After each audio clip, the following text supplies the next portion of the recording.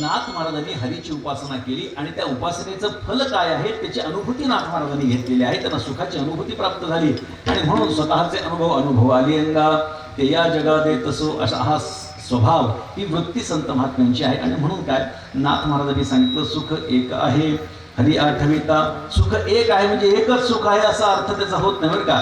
सुख एक आहे म्हणजे एकमात्र सुख फक्त हरीला आठवल्यानंतर आहे असं त्याचा अन्वय अर्थ काढावा लागतो. एकमात्र हरीला जर तुम्ही आठवलं तर तुम्हाला सुखाची अनुभूती प्राप्त होणार आहे. परंतु इतरांची उपासना जर तुम्ही केली तर तुमच्या पदरामध्ये निश्चितपणे दुःख पडणार आहे. ही जाणीव तुम्ही अखंड ठेवा. अभंगाचं दुसरं चरण. ऐसे धरुणी मानसी अशा